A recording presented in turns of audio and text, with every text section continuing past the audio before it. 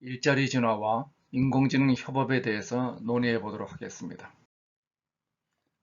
산업혁명은 1, 2차 산업혁명, 물질 기술의 단계에서는 공유 경제는 존재하지 않았죠. 약간 1% 정도. 자, 그런데 디지털 트랜스폼에 의한 3차 산업혁명이 만들어지면서 오프라인 규모의 5%의 공유 경제가 만들어지죠. 정보가 온라인 플랫폼으로 공유되기 시작했습니다. 이어서 4차 산업혁명의 1단계인 인공지능과 애널로그 트랜스폼으로 이제는 정보와 더불어 물질이 공유되기 시작했죠. 온 서플라이와 온 디맨드의 협력적 생산과 협력적 소비가 이루어졌습니다. 그런데 문제가 있습니다. 정보와 물질의 일치의 문제, 플랫폼의 과도한 권력의 집중, 이 문제를 풀기 위해서 이미 30년 됐던 기술, 블록체인이 화려하게 등장하죠. 이래서 4차 산업혁명의 2단계는 블록체인으로 가속화되게 되어 있습니다. 이제 4차 산업혁명에서는 부분과 전체가 융합한 자기조직화로 발전하죠. 1, 2차 산업혁명이 만든 오프라인 세상과 3차 산업혁명의 온라인 세상이 O2O로, 하드웨어와 소프트웨어가 핫스로, 제품과 서비스가 프로덕트 서비스 시스템으로, 생산과 소비가 프로슈머로, 개인과 집단이 집단지능으로, 의미와 재미가 게임화로, 대기업과 롱테일 기업들이 플랫폼 생태계로 융합하고 있습니다. 자, 그렇다면은 우리 일자리는 어떻게 될까요? 2030년까지 20억 개의 일자리가 사라질 것이다. 토마스 프레이 다빈치 연구소장의 얘기죠. 똑같은 방식으로 서머스 전 하버드 총장은 로다이트 운동이 어리석다고 말하기 어려웠다. 이런 일련의 주장들이 있는 반면 또한 애킨슨과 같은 분들은 산업 활성화로 일자리는 증가할 것이다. 데이빗 오터는 기술과 일자리는 보완 관계에 있다. 토마스 하이 위스콘신대 교수는 200년간 기술이 일자리 숫자를 줄인 적이 없다. 자, 이와 같은 주장들이 첨예하게 대립하고 있습니다. 일자리에 대한 우려는 역사에서 반복되고 있습니다. 러다이트에서 스윙 반란, 경제대공황, 석유파동, 반구글 시위, 반우버 시위, 모든 역사상 기술 혁신이 일자리를 뺏는다는 우려가 반복되고 있죠. 자, 그런데 결과는 어떻게 되었을까요?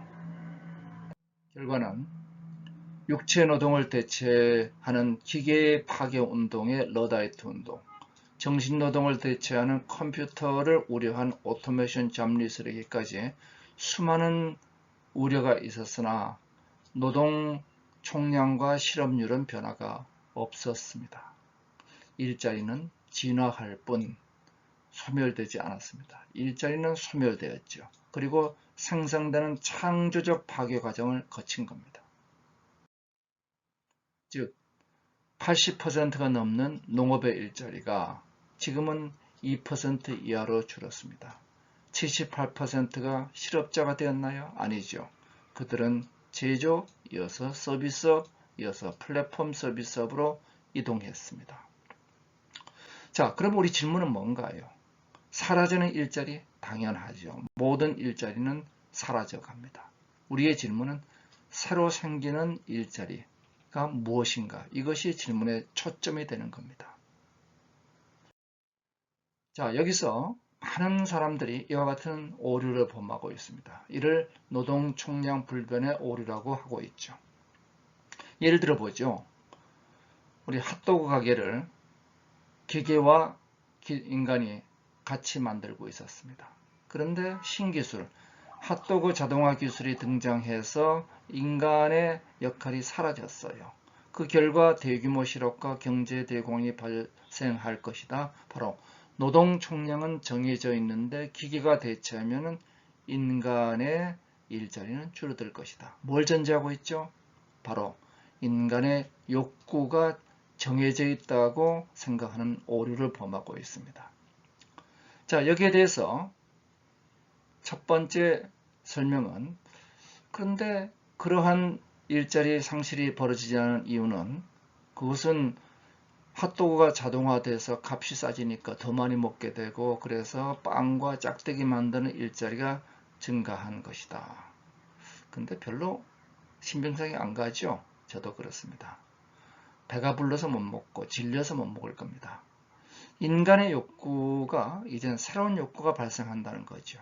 즉, 예를 들어서 핫도그 말고 피자가 먹고 싶어진 겁니다. 그럼 피자는 어떻게 만들어요? 그거는 사람이 만들어야 되네요.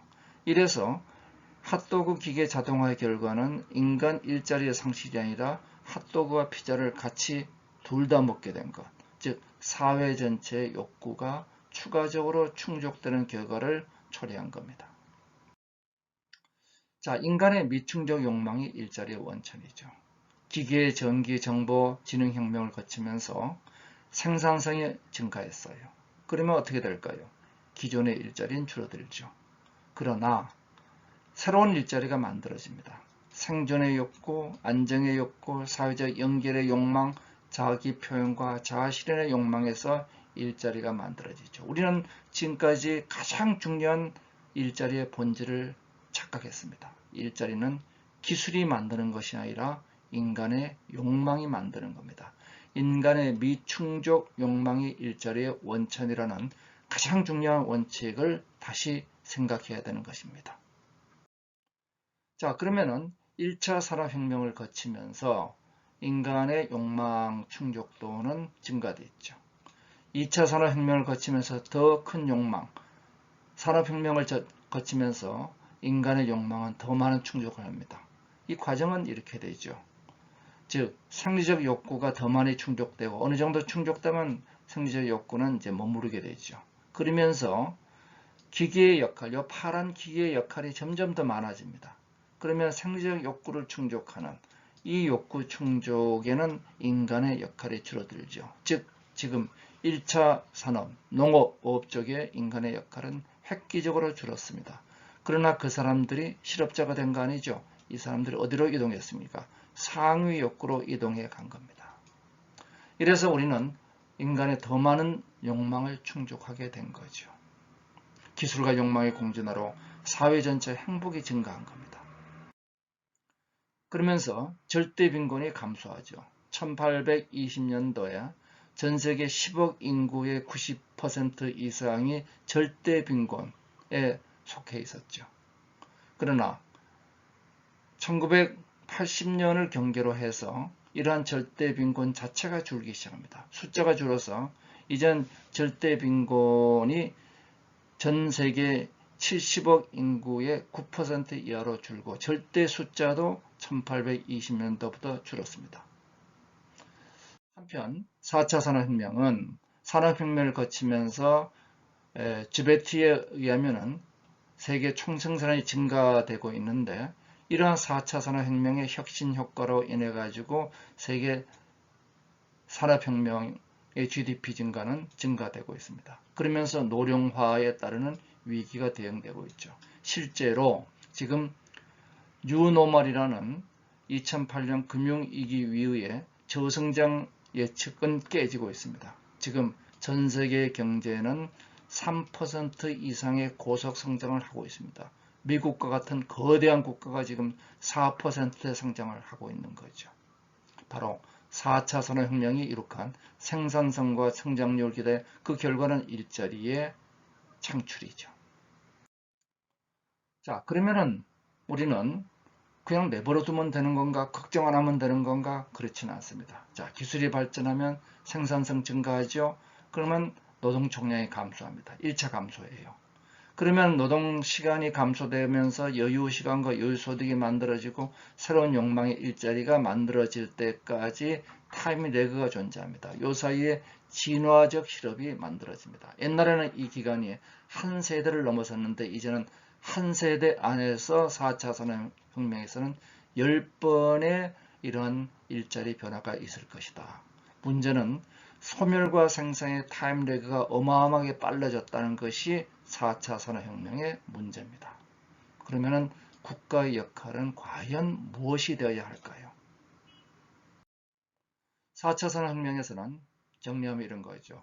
초생산성으로 업무 시간이 단축되고 여가 시간은 증가되고 새로운 욕망을 충족해 나가는데, 초생산성을 만드는 기술 혁신은 생산성 증가로 노동의 일의 총량이 감소되지요. 그러면은 노동 시간을 줄이거나 일자리를 줄입니다. 자, 그러면 여기서 사라진 일자리를 누가 채워주느냐? 미충족 욕망을 만드는 새로운 수요 증가가 만들어내죠. 특히 표준화된 서비스에서 개인화된 서비스로 이동되면서 수많은 롱테일의 일자리가 만들어집니다. 그런데 그냥 내버려두면 되나요? 우리 핫도그 만든 사람을 피자를 만들게 하려면 뭐가 필요하죠? 재교육이 필요합니다. 평생 교육 시스템이란 일자리 안전망이 필요하죠. 이 과정이 4차 산업혁명에서는 지금 일생을 두고 10회가 반복될 것이라고 보고 있죠. 자, 일자리 안전망을 통해서 재교육 받을 동안 사회 안전망이 필요하죠. 바로 이 두 가지가 국가의 기본적인 양대 인프라가 됩니다. 다시 한번 본질로 돌아가 보겠습니다.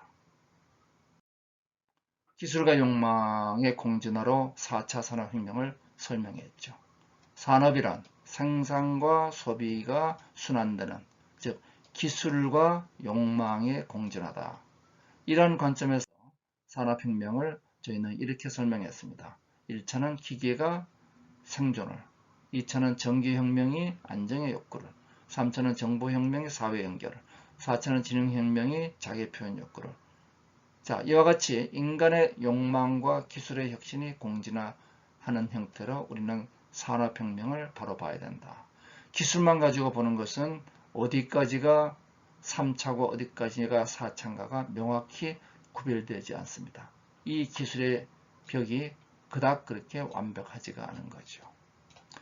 자, 그래서 우선 그중 욕망의 문제를 보도록 하겠습니다. 인간 욕망에 대해서는 메슬로우로부터 시작해서 프로이드 대학 뇌과학 수많은 사람들이 욕망을 얘기하고 있습니다. 제가 만든 욕망의 이름입니다. 자, 그러면은 이러한 우리 욕망에 관한 문제에 대해서 우리는 일자리가 어떻게 만들어졌는가?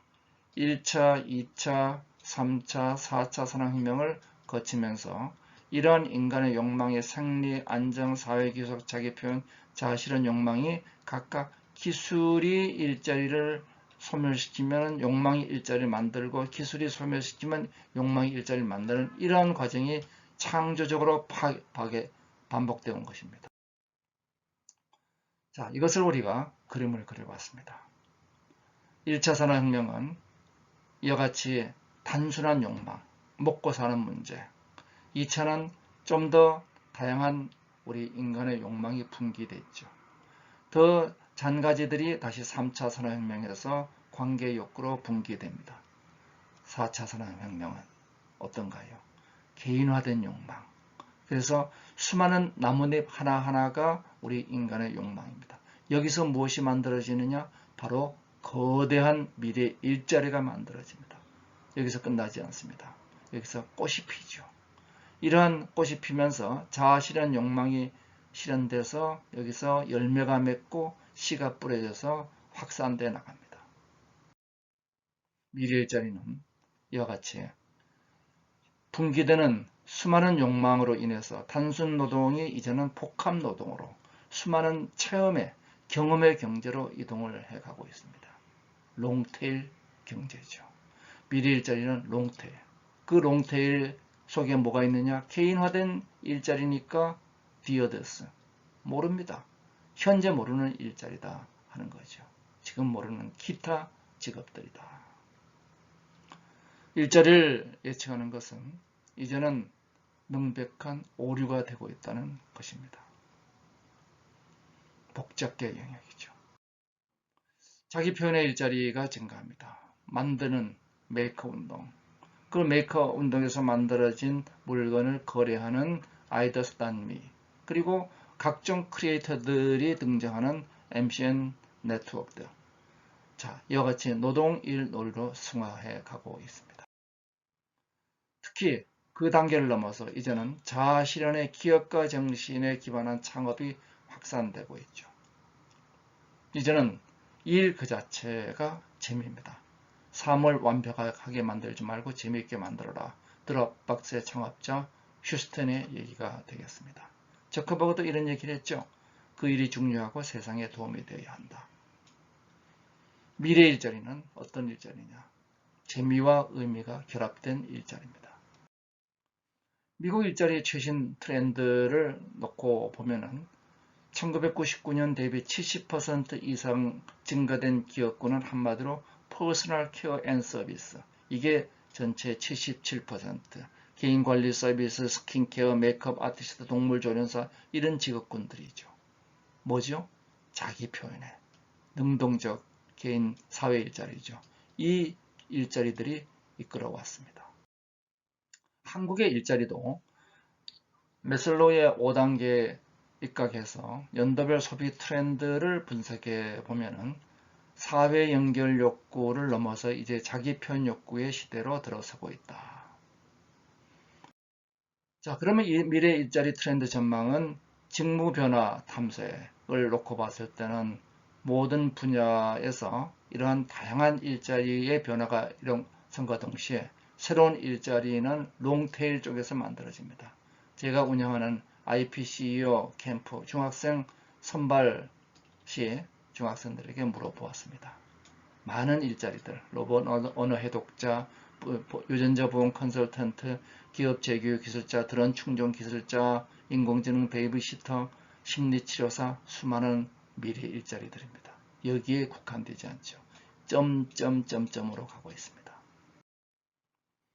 자, 이제 기술을 보겠습니다. 인공지능은 인간의 최고 파트너로 부상되어 있죠. 예를 들어서 병리학자가 암을 오진할 확률 3.5%, 인공지능 2.9%, 그럼 인공지능이 대체하나요? 아닙니다. 인공지능과 병리학자가 힘을 합쳤더니 0.5%더라. 우리의 시나리오는 세 가지입니다. 로봇을 배제한다. 국가 추락이죠. 로봇과 경쟁한다. 개인의 추락이죠. 답은 로봇과 협업하는 겁니다. 인간과 로봇의 관계는 모라백의 패러독스란 관점에서 상호 보완적이죠. 이제 누가 경쟁하는 거냐? 인간과 로봇이 경쟁하는 것이 아니라 로봇을 활용하는 인간과 활용하지 못하는 인간의 경쟁입니다. 자, 그러면 우리는 이를 재정의해서 어떻게 인공지능 로봇과 협업할 것이냐? 이제 노동과 논리로 분리되었던 일이 이제는 업과 논리로 분리가 되고 있습니다. 통합되고 있습니다. 생산과 소비의 연결고리가 일이죠. 자, 일은 크게 세 가지입니다. 수단과 목적이 분리된 노동. 좀 재미없죠? 삽질입니다. 한편 재미와 의미로 만들어진 업과 놀이. 이것이 우리 인간의 선호도입니다. 자, 인간은 뭘 하고 싶어 하느냐? 오른쪽에 있는 업과 놀이, 재미와 의미를 추구합니다. 반면 인공지능과 로봇은 반복되는 일만 할 수 있습니다. 현재 인공지능과 로봇은 반복되는 노동이 자기의 영역이죠. 서로 일이 명확히 구분되죠. 자, 그러면은 결론은 이렇게 만들어집니다. 사람은 베르그성이 얘기하는 의미의 인간 호모 파베르와 호이징가가 얘기하는 놀이의 인간 호모 루덴스가 합쳐진 호모 파덴스, 그리고 반복되는 일은 인공지능과 로봇의 협력을 하는 구조. 이와 같이 인공지능과 로봇과 협업하는 것이 미래 일자리의 구조다. 자, 그러면은 변호사는 수많은 리걸텍 인공지능을 활용해서 반복되는 수많은 지식인, 법률, 법조문과 판례 등을 이제는 활용하면은 이제는 법률 맞춤 서비스라는 새로운 형태의 일자리로 변모하게 되죠. 마찬가지로 교사는 학습 맞춤 서비스, 의사는 의료 맞춤 서비스로 변모하고 있습니다. 실제 변화의 최첨단에서 일어나는 일들은 이런 인공지능과 합쳐진 하이브리드 수업 학교, 인공지능을 활용한 인공지능의 학습 지도사들, 뉴턴이나 리즈닝 마인드, 온라인의 다양한 교육 네트워크들, 그리고 다양한 온라인 플랫폼들이 등장하고 있죠. 변화의 최첨단에는 우리 법률도 있습니다. 그래서 법정과 판례를 공개하고 활용할 수 있는 로켓 로이어나 리걸줌, 온라인 분쟁을 해결하는 모듈이야. 그리고 웹 기반의 전자협상 사이버 세틀, 그리고 불만을 해결하는 리졸버 등등 수많은 온라인 사이트들이 인공지능과 더불어 등장하고 있습니다. 자, 여기 인공지능과 12기술을 모델로 한 기술 분류를 추가로 제시합니다. 그러면 우린 뭐가 필요하죠? 인공지능과 협력을 해야 됩니다. 어떻게 협력할까요? 대화가 되나요? 산업과 일자리의 구조전환은 지금 인공지능과 완전 대체하는 직업군 별로 많지 않습니다. 맥킨지에 의하면 4%라고 얘기를 하죠. 그리고 공동 영역이 거의 대부분이고 대체 불가능한 영역이 많이 있습니다. 여기는 경쟁력이 올라가고 여기는 경쟁력이 떨어지죠. 데이터를 활용하지 않으면 이렇게 되고 데이터를 활용하면 국가가 발전합니다. 자, 그러면은 모라백의 역설, 즉 반복되는 일은 인공지능과 로봇이 잘하고 반복되지 않는 일 인간이 잘한다. 이 역설을 우리가 활용하면 답은 이렇게 되죠. 인간은 반복되는 업무는 인공지능으로, 창조적인 일은 인간의 영역으로 협력하는 괴짜, 인공지능과 협력하는 괴짜가 돼야 되겠다. 인간은 창조적인 일을 하니까 괴짜가 되죠. 누구와 협력해요? 인공지능과 협력합니다. 자, 그럼 우리는 두 가지가 필요합니다. 하나는 인공지능을 배워야 되고, 하나는 인공지능이 사람과 말할 수 있어야죠.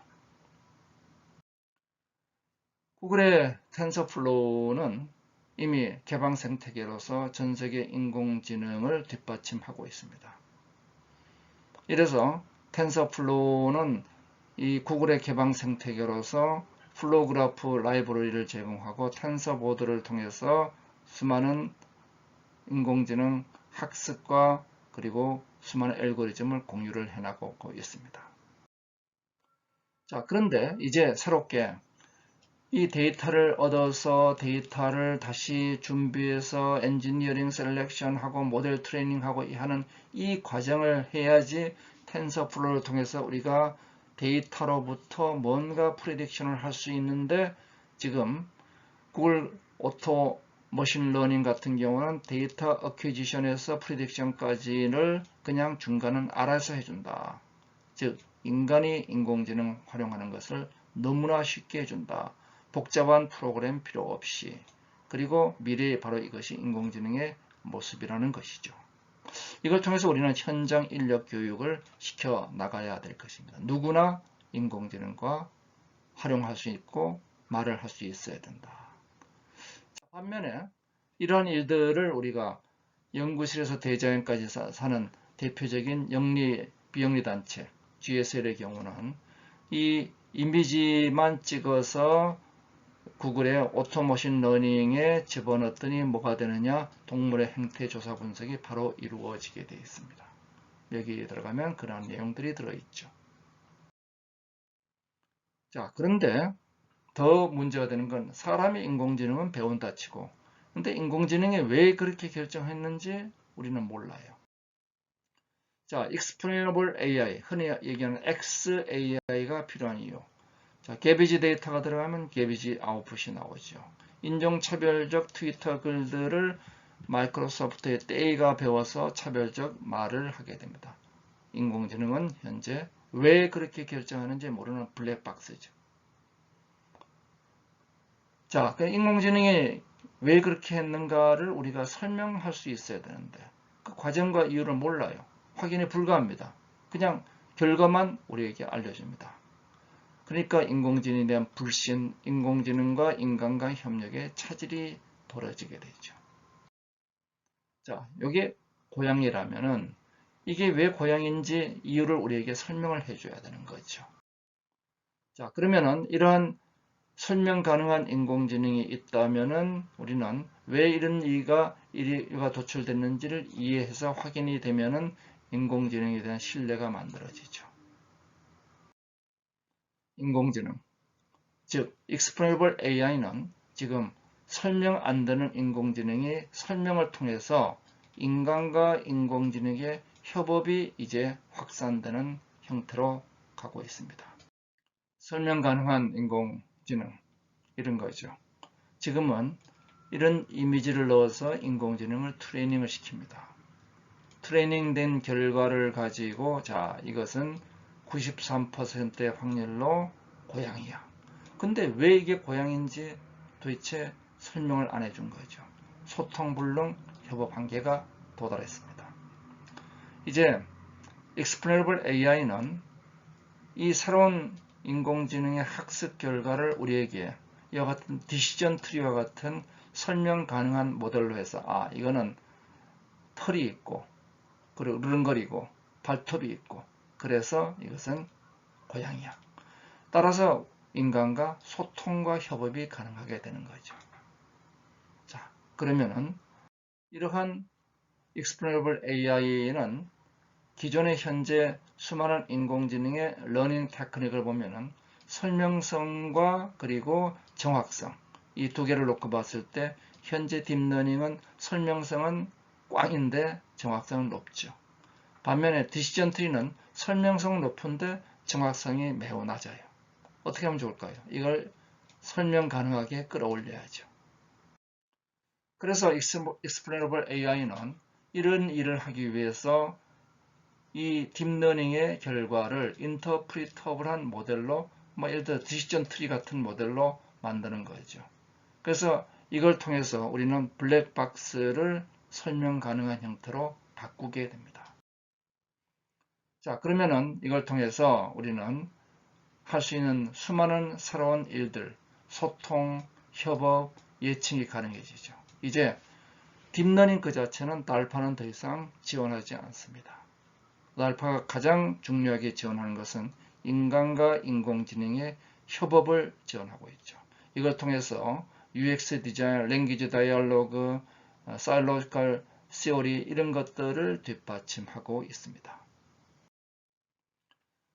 미국, EU 전부 다가 이러한 Explainable AI에 대단한 투자를 하고 있죠. 특히 금년 5월에 발효된 EU의 GDPR, 개인정보 보호죠. 이러한 보호에 의하면은 알고리즘을 쓸 경우 알고리즘은 왜 그렇게 썼는가를 설명할 수 있어야 된다. 이거 어떻게 하나요?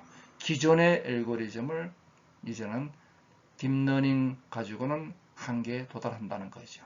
설명 가능한 인공지능 형태로 발전시켜야 됩니다. 한국에서도 유니스트가 700억을 투자해서 Explainable AI를 연구를 하고 있고요. 카이스트도 예정철 교수가 수학적 모델을 발표한 바가 있습니다.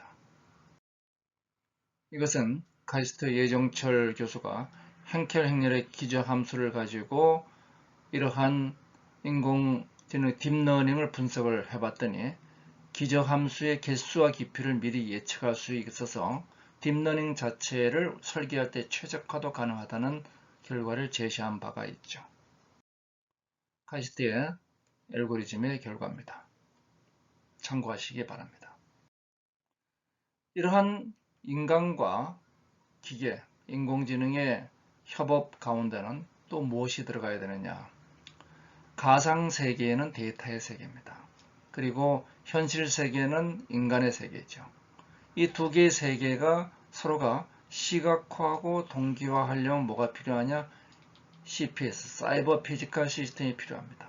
이러한 사이버 피지컬 시스템이 인간과 데이터를 연결하는 관계고 여기에 인공지능이 중요한 역할을 하게 되죠. 이런 CPS 자체를 이제는 인공지능이 스스로 만들어내게 됩니다. 인간과 인공지능의 대화를 도와줍니다. 결국 인공지능은 시장경제 전체에 걸쳐 가지고 수요와 공급, 시장에 걸쳐서 연결 비용을 감소시키고 선택 비용을 감소시키고 공급과 수요 양쪽 측면에서 인공지능이 전체를 연결하는 소셜 이노베이션을 이끌어가죠. 자, 이제 일자리의 순환, 일자리의 본질을 보도록 하겠습니다. 자, 이 일은 뭐냐? 자아의 투영입니다. 산업혁명이 시작되면서 일과 놀이가 분리되기 시작했죠. 비자율적인 일, 소위 종속적 객체로서의 노동이 만들어졌습니다. 이제 4차 산업혁명에선 자율적 주체로서의 노동으로 돌아가게 됩니다. 일자리를 보는 두 개의 시각이 있죠. 닫힌 계획경제의 시각은 바로 1, 2차 산업혁명이 만든 통제와 보호의 단순계 일자리 논리입니다. 자, 기업과 직원은 통제와 보호 관계에 있고, 따라서 뭐로 통제하느냐? 근로기준으로 보호하고 그 다음에 개별 일자리를 통제하죠. 자, 그런데 이런 부분의 보호는 전체를 약화시키면서 성장 둔화, 일자리 보호는 일자리 소멸로 간다는 것이 수많은 국가에서 입증되었습니다. 제도의 문제로 보는 일자리 관점이죠. 반면 자율과 경쟁의 복잡계로 보는 4차 산업혁명의 일자리에서 일자리는 열린 일자리입니다. 기업과 직원은 자율과 경쟁 속에서 유연한 노동시장에서 자율적 근무를 하는 거죠. 호숫가에서 노트북을 가지고 내가 판단해서 스스로 일을 하는 유연한 일자리들이 등장하죠. 좋은 노동이란 궁극적으로 자율적 일자리를 뜻하고 있습니다. 기업 혁신성과 경쟁력이 강화되고 혁신성장의 일자리가 증가됩니다. 일자리 자율은 일자리 창출로 가죠. 시장의 문제로 보는 관점이죠. 우리는 세 가지 형태의 사회가 가능합니다. 첫 번째가 이기심이 추락하는 사회죠. 약탈적 분배를 하는 사회입니다. 이 사회에서는 날이 갈수록 이런 약탈론에서 스페인에 점령된 남미 인디오 국가와 같이 점점 못 살게 됩니다. 두 번째는 성장이 없는 제로섬 사회입니다. 그래서 여기선 정체된 현상을 가지고 관료주의의 세상이 됩니다. 이기심이 정체되어 있는 거죠. 세 번째는 이기심이 승화하는 사회입니다. 성장과 분배가 선순환되면서 사회에 새로운 혁신적 가치가 만들어지고 그것이 다시 선순환 분배가 되면서 궁극적으로는 이런 정체된 제로섬 사회에 비해서 모든 사람들이 더 많은 부를 가지게 되죠. 일자리의 본질은 이와 같이 부가가치가 순환되는 사회를 만드는 겁니다. 가치 창출과 그 일부로 분배받는 것이 가치 분배죠. 일자리는 부가가치의 함수입니다. 자, 그러면은 이 일자리의 오류는 착취와 쟁취로 만들어집니다.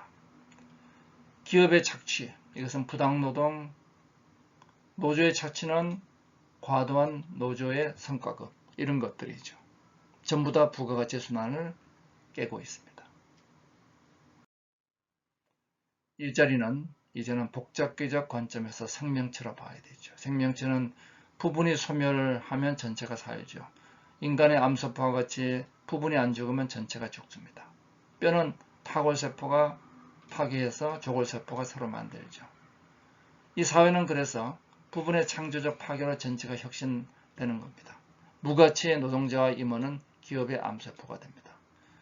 자, 그러면 이러한 안전망을 통해서 부분과 전체의 패러독스를 풀어나가게 됩니다.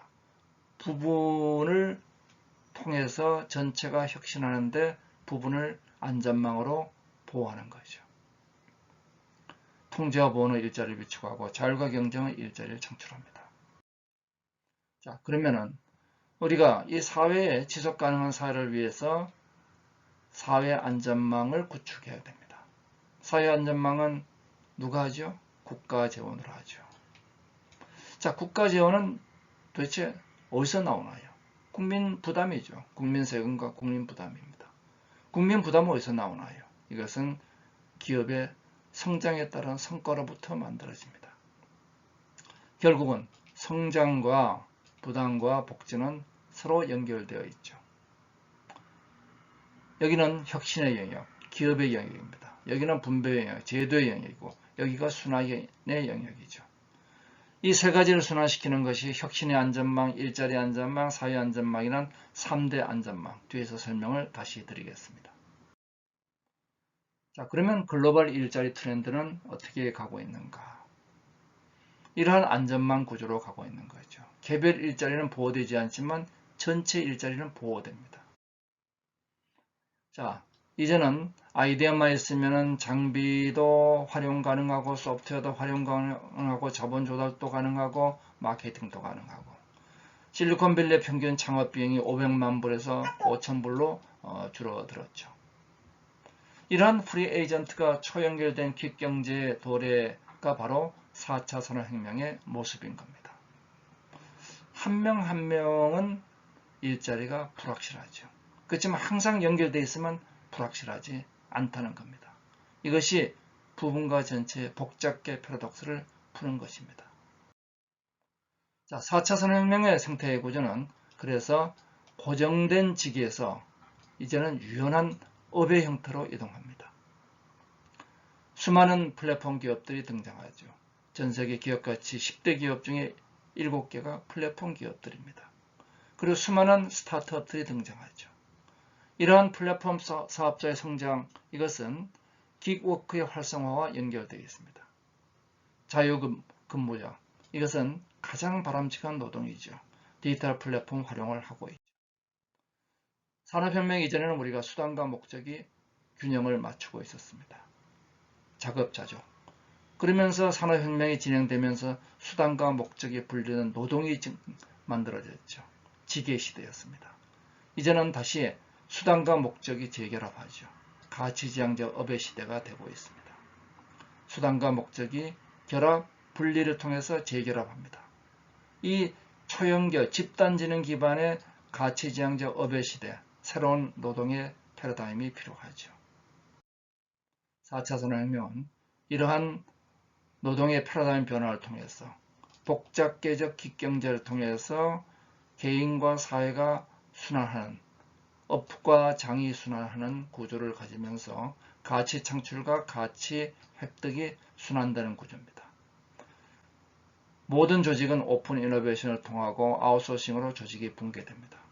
가장 생산성이 높은 조직 구조로 바뀌죠. 그러면서 직업은 가장 잘하는 직업에 집중된 프리 에이전트가 됩니다. 그리고 업무도 개별 업무가 항상 연결되는 구조로 바뀌죠. 결국은 문제는 가치 분배가 순환된다는 보장만 있다면 이러한 퀵경제 형태의 최적화된 경제 모습이 일자리가 가치 창출을 최대화하는 겁니다. 프리 에이전트와 워킹은 이러한 미래의 일자리 형태가 되죠. 프리 에이전트. 그래서 안정된 일자리가 자유롭고 불안정한 일거리로 바뀌고 있습니다. 그러면서 우리는 뭘 획득하느냐? 자율유연 주도권을 획득합니다. 과거 우리가 일과 재미가 분리된 형태가 아니라 일과 재미가 합쳐진 형태, 목적과 수단이 결합되는 형태가 됩니다. 너더킹은 쉴 새 없이 변화하는 목표 중심의 유연한 일 방식이죠. 그래서 근로시간의 유연성이 확대되고 재진입 기업이 만들어지면서 일터의 협력과 유연한 학습이 만들어집니다. 일자리 패러다임이 전통적 일자리, 비자발적 일자리가 자발적 일자리로 바뀌게 되고 그리고 쪼개진 조각조각 난 일거리들이 항상 연결된 초연결 퀵경제가 등장하죠. 항상 연결된 조각조각 난 일자리들입니다. 이런 초연결 퀵경제 일자리의 복잡계화에 대해서 리처드 데니엘 서스킨드 부자는 프리 에이전트는 자율성, 유연성, 주도권을 획득한다. 그리고 프리 에이전트를 얘기한 데니엘 핑크는 노동자의 생산수당 소유가 가능해진다. 순다라라자는 워라벨의 균형 성취가 가능해진다. 왜? 자기 자신에 대한 자율권이 확대되니까. 김본수는 조각조각난 일자리에 항상 접속이 가능하다. 일자리를 통한 사회와 개인의 공진화가 가능해지는 것이 초연결 퀵경제의 모습입니다. 자, 그럼 한국의 일자리 현황은 어떨까요? 우리 한국은 심화되는 양극화 구조로 가고 있습니다. 그리고 1, 2차 분배 격차는 줄어들지 않고 있죠. 한국의 기업은 다양성이 모자랍니다. 그리고 우리 일자리위원회 일자리 로드맵을 만들었지만 결과는 너무나 우리 기대에 못 미치고 있죠. 자, 그러면 우리는 어디로 가야 될까요? 근본적으로 일은 인간의 행복의 수단입니다. 인간의 행복은 존재의 욕구, 그리고 관계의 욕구, 성장의 욕구라는 엘더포의 ERG 이론에 입각해서 존재의 욕구는 불행하지 말자는 거죠. 생존의 문제를 극복하자. 최저 생활을 보장하고 질병 재난 이런 위험을 뒷받침하자. 관계의 욕구는 내가 일의 순환을 통해서 나의 기본적인 삶의 행복을 충족하는 겁니다. 노동 유연성, 재교육 체계, 매칭 플랫폼이죠. 그리고 성장의 욕구는 인간 행복의 극대화를 뜻합니다. 기업가 정신, 실패를 지원하는 규제 개혁. 이 세 가지가 우리 일을 통한 인간의 행복의 연결 고리인 동시에 목표가 될 것입니다. 일자리 3대 안전망은 사회 안전망은 최소 생존의 욕구를 지원합니다. 최소 생존 욕구를 넘어 지원하면은 그리스와 같이 직접적인 일자리 지원은 국가 전체를 부정적 결과로 빠뜨리죠. 일자리는 직접 제공하지 말라. 일자리 안전망은 일자리가 순환되게 만드는 겁니다. 자, 그래서 내가 항상 일할 수 있는 기회를 제공한다. 혁신 안전망은 이걸 통해서 이 일자리 창출을 촉진하는 거죠. 바로 기업가 정신을 기반한 창업을 촉진시키는 것입니다. 이를 통해서 개인은 일자리로, 기업은 혁신으로, 사회는 사회적 안전망으로 포용적 복지로 순환하게 됩니다. 이러한 분배를 위한 성장, 성재를 위한 분배, 이것을 포용적 성장이라고 얘기하죠. 생산과 분배가 선순환되는 고리, 바로 그것이 일자리인 것이죠. 일자리는 부가가치의 함수입니다. 일자리는 그 자체가 목표가 돼서는 안 되죠. 만드는 일자리는 좋은 일자리가 아닙니다. 만들어지는 일자리가 좋은 일자리이죠. 자, 그러면 이런 일자리와 일의 행복을 위한 3대 안전망을 살펴보도록 하겠습니다. 첫 번째, 일자리 안전망을 보도록 하죠. 자, 우리가 기업이 성장해서 세금을 내고 그걸 통해서 우리가 사회 안전망을 만들려면은 성장을 위한 노동 유연성이 필요합니다. 노동 유연성으로 기업 경쟁력은 강화될 수 있죠. 노동 인력을 재배치할 수 없다면 기업 경쟁력은 약화될 수밖에 없습니다. 근데 기업 경쟁력을 강화했더니 개인은 부분 실업이 만들어집니다. 기업과 개인의 패러독스가 만들어졌죠.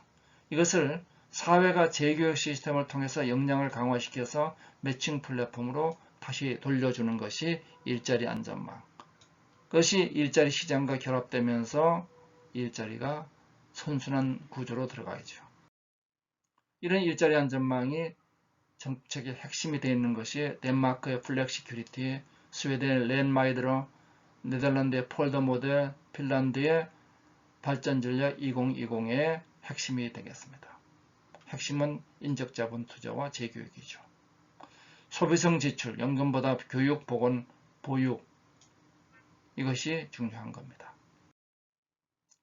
자, 그러면 여기 교육 혁신의 주거할 방향은 학습 능력을 키우고 협력을 하고 인공지능을 활용하고 기업가 정신을 뒷받침해야 되는데 제도권 교육은 협력하는 괴짜, 자기의 역량을 바탕으로 남들과 협력해라. 그리고 학습 능력을 학습하는 평생 교육을 통해서 우리가 항상 일자리로 돌아갈 수 있어야 되겠다.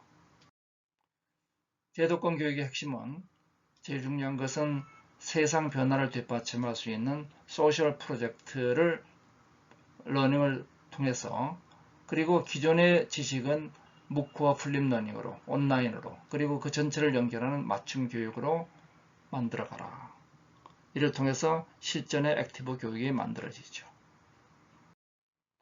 지금 대학 학생들을 감수하고 있습니다.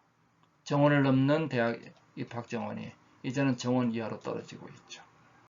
이것을 뭐로 하느냐? 평생교육으로 대체가 가능합니다. 그래서 현재 1모자 교육이 이제 2모자 교육으로 확대되고 그것이 이제는 더 나가서 일생 10번의 직업 변화를 뒷받침할 수 있어야 되겠죠.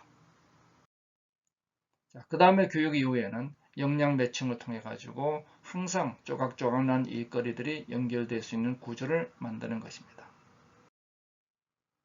혁신의 안전망은 기본적으로 혁신을 보상을 강화하고 안전망 구축하고 도덕적 해이에 가중증벌을 하는 겁니다. 혁신은 불확실합니다. 그래서 혁신의 많은 부분은 실패하죠.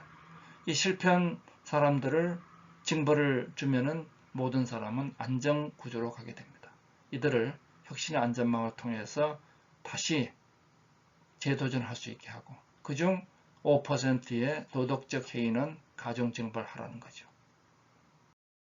혁신의 안전망은 실패를 지원한 겁니다. 한국은 기업은 불투명하니까 무한책임 주식회사를 만들고 바지사장을 만드니까 과전주주도 우리가 과세 책임을 매깁니다. 따라서 스타 기업가가 소멸하죠. 우리가 해야 될 일은 악마의 강을 넘어서 죽음의 계곡을 넘어서 다인을 바다를 넘어서 가는 기업가 정신을 북돋우기 위해서는 이 과정에서 발생하는 실패를 재도전의 사막을 이 훈장을 줘서 돌려가는 시스템들이 필요하죠. 이를 통해서 창업이 과다한 창업 정책은 줄이고 성공한 사람이 다시 돌아오는 연속 기업가, 실패한 사람이 돌아오는 재도전 기업가, 이들이 글로벌 기업가로 나가는 일련의 생태계 전략으로 가야 될 것입니다. 그리고 제일 중요한 건 창업에 돈이 안 들면 되죠. 바로 가벼운 창업 생태계, 린 스타트업 생태계를 만드는 일입니다. 이러한 일을 하는데 들어가는 진입장벽을 낮춰줘야죠. 그래서 개인정보 수집 규제, 공공정보 개방, 그리고 클라우드 규제, 빅데이터 규제, 이어서 인공지능 활용 규제, 인력 양성, 오프라인 진입 규제, 신사업 네거티브 규제를 풀어줘야 되는 것입니다. 마지막으로 일자리를 보호하는 사회안전망을 보죠. 스마트 복지로 사회안전망을 효율화해야 됩니다. 인공지능과 블록체인 기술로서 우리 사회안전망을 스마트하게 만들죠. 탈라봇이 대표적인 예가 되겠습니다. 이를 통해서 스마트 고령화를 만들어 봅시다. 이 관련된 데이터를 수집해서 클라우드의 빅데이터를 만들고 인공지능이 이것을 분석했더니 맞춤 정밀 의료, 실버 코칭 서비스, 액티브 에이징의 스마트 교육 등이 가능해지죠. 스마트 출산 및 양육 지원은 출산에 관계된 데이터를 수집해서 클라우드의 빅데이터를 만들고 인공지능이 분석했더니 유전자 빅데이터 플랫폼, 경력단절 가상 커뮤니티 등을 만들 수 있게 됩니다. 맞춤형 사회보장도 온오프라인 데이터를 수집을 해서 클라우드 빅데이터를 만들어서 인공지능이 봤더니 효율적 복지 행정을 만들 수 있더라.